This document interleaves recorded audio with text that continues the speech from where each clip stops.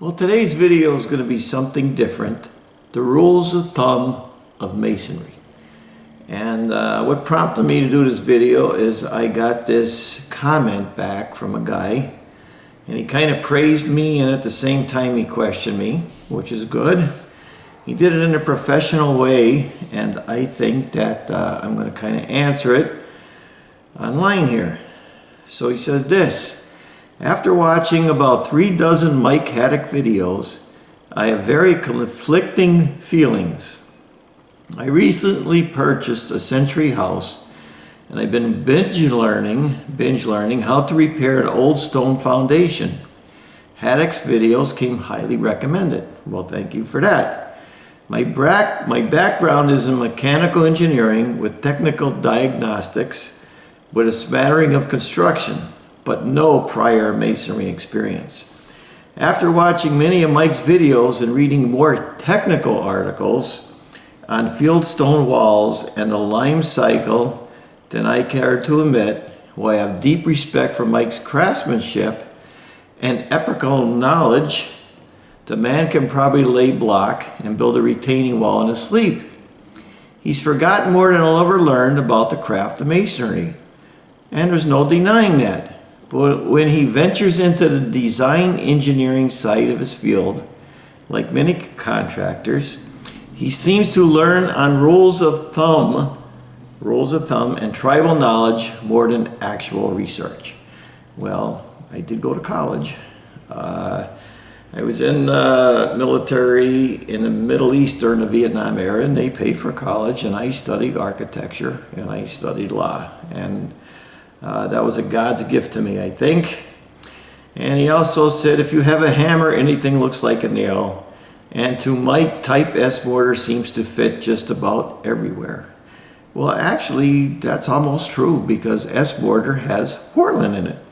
So as far as the thumb thing, as far as that goes, let's do a little rules of thumb that I always use. I always said, first of all, first rule of thumb: if you work in Florida, what works in Florida doesn't work in Pennsylvania. What works in Pennsylvania doesn't work in Alaska. And what works in Alaska does not work in Southern California.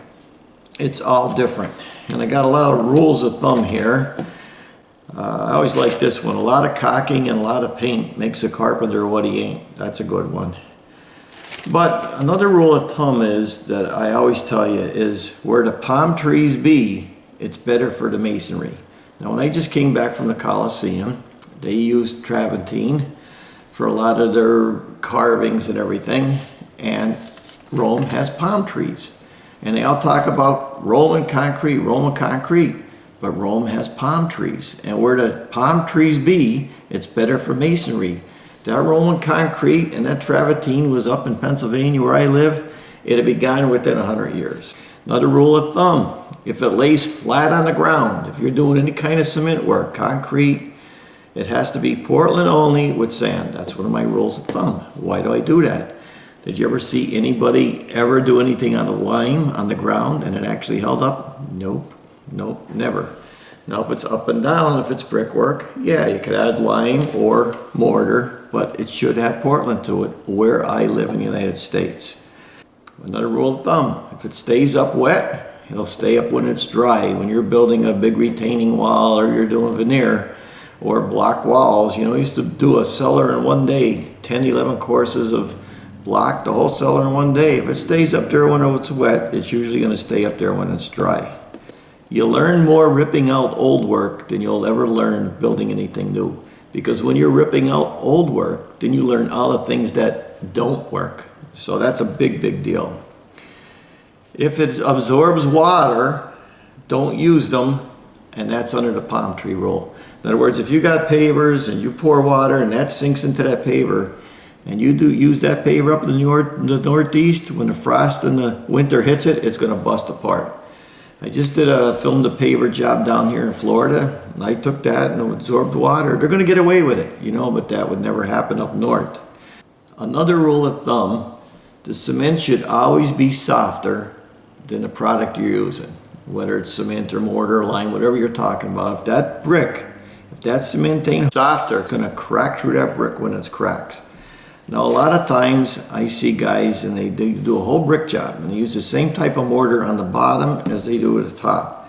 The water comes, it splashes against the mortar or the lime or whatever they're using, and all the mortar falls apart. Here's a couple pictures of that.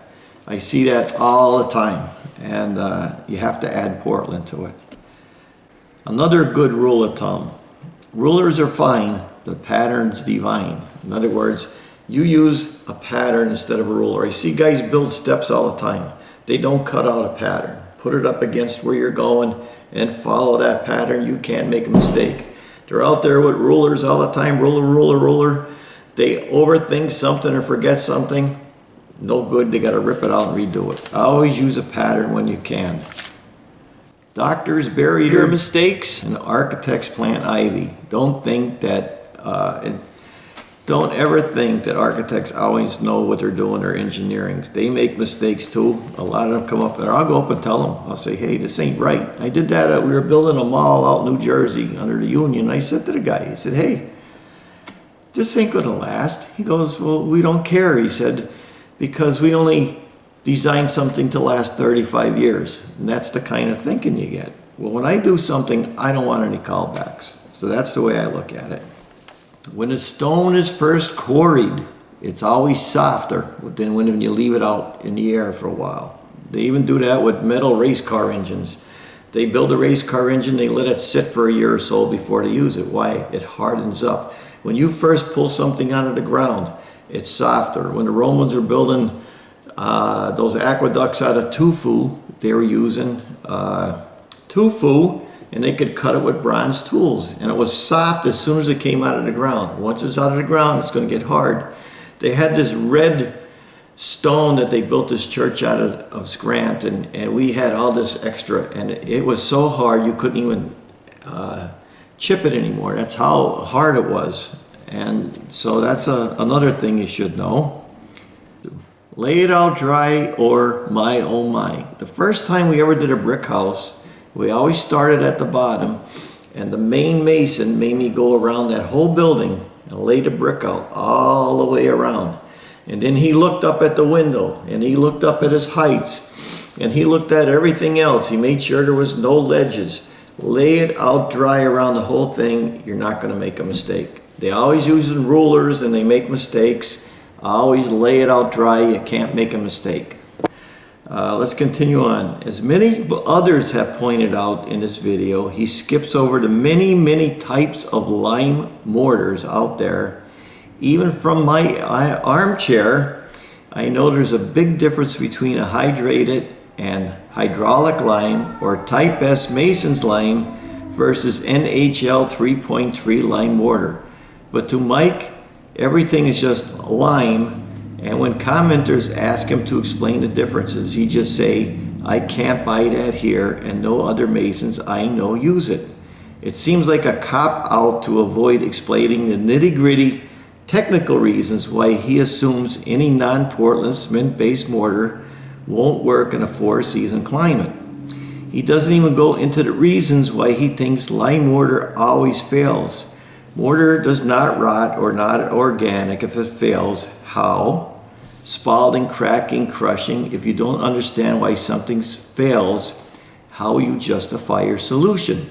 Plus, he also skips over explaining the different categories of cement because there's way more than just Portland. I'm aware that he can only fit so much information into one video, so maybe I'm being a bit harsh. Again, I watched dozens of his videos, and while he's undoubtedly an excellent tradesman, I occasionally cringe at some of his more obsolete methods, like slopping a dirty concrete wall with water and Portland cement as a poor man's bonding agent. Okay, I'll stop right there. As far as using any lime endpoint NL 3.5 hydraulic, they don't use it here. Now you got to ask a question. Why don't they use it here? All these guys came from Italy. That was Old Forge, Pennsylvania. I knew all those guys. Other guys came from Poland and Russia. That was DuPont. Our area was all Irish. Everybody came from the old country. Lime was a big thing. But guess what happens? It doesn't hold up. So what did they do? They start adding Portland to the mixes.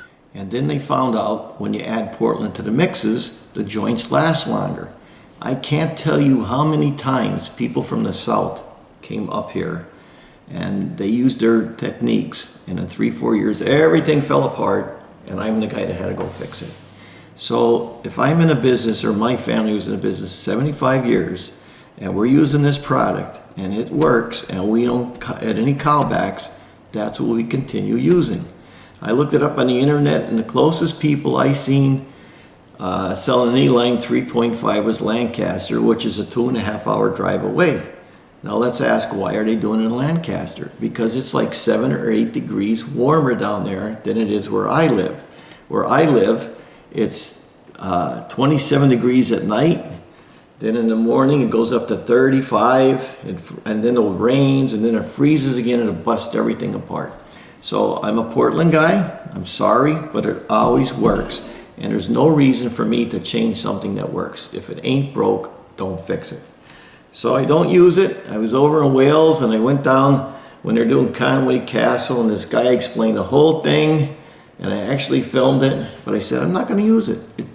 It don't work here. What am I going to tell you? It don't work here, so I don't use it. Bonding agents, this is going on for 1,000 years. Everybody knows if you want plaster or something to stick, you got to wet it first, and if you mix the Portland or even the lime in, if you're going to do lime, and paint it with it, and you go over it, it's going to stick 100 times better. It's all common sense.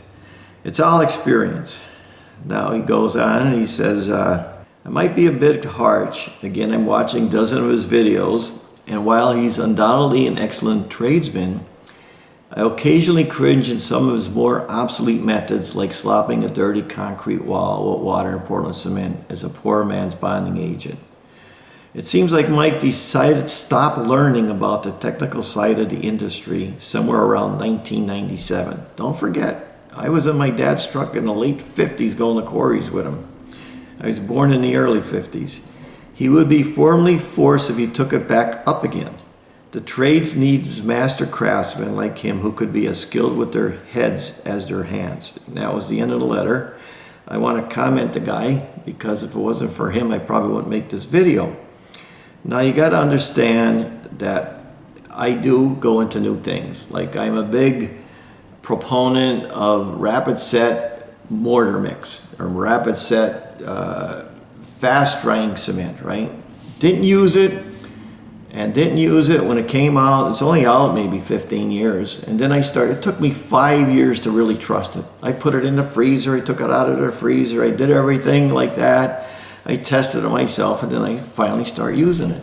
But why should I use something new if everything I did in the old way always worked? And all my idea is, if I don't get a call back, that's a good thing. I'm always looking at what they got. Like, they got bonding agents. I might add a little bit into a slush thing when I'm doing a driveway, stuff like that. I don't trust any building inspector. I'm sorry about that, but I've had a lot of bad experiences, and a lot of them I don't think are knowledgeable. I think when someone says a door has to open to the outside in a public building, that's a good code, you know. Codes that are responsible, but when they take it into their own hands and start telling you what to do and they have no experience, I always ask for it in writing, and when they do, I never get it. They all just, okay, you're okay, and then they go away. I could just do videos and videos on that. Sometimes when you are working, you got to take shortcuts. For example, there's a real estate deal going through. There's hundreds of thousands of dollars. They have to have this done by a certain date. So you got to go in and you got to take some shortcuts and get it done, so they could always get the real estate thing done.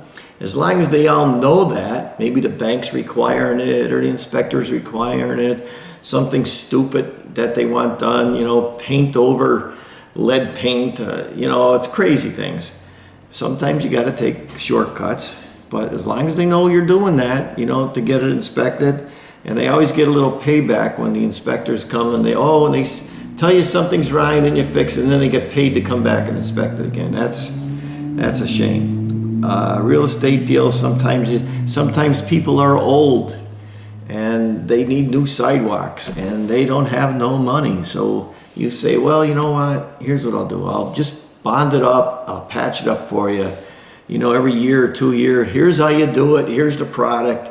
And you do that for them. It saves them a ton of money, and sometimes I gotta do stuff like that. I'm sorry if I try to be too honest sometimes. I hope some people would think that. When you go to page 22 of the Limestone Institute book, it'll tell you what they use on limestone. One thing I do not use is anything that absorbs water on the ground. Limestone, no good. Pavers that absorb water, no good. A lot of cemeteries will not let anything in their cemetery unless it's made out of granite. So that's it. Maybe this is my first podcast, I don't know, but let me know what you think. I hope I answered a letter. I appreciate that guy writing that comment, and I think I could point people to this video when they got questions. I have a video out, lime mortar or Portland, what should I use? That's my main defense. So this whole video was based on my experience up in the Scranton-Wilkes-Barre area of Pennsylvania. Now, I'm living in Florida now. A lot of this stuff would really not apply in this case because everything is different. Like I said, what works in Florida doesn't work in Pennsylvania. What works in Pennsylvania doesn't work in Alaska, and what works in Alaska doesn't work in Southern California. This whole video is nothing but my opinion. This is the way I look at things and the way I've done things, and it's always worked for me and my family. So thanks for watching. I really appreciate it. Let me know in the comments what you think. I'm Mike Haduck. I'll see you next video.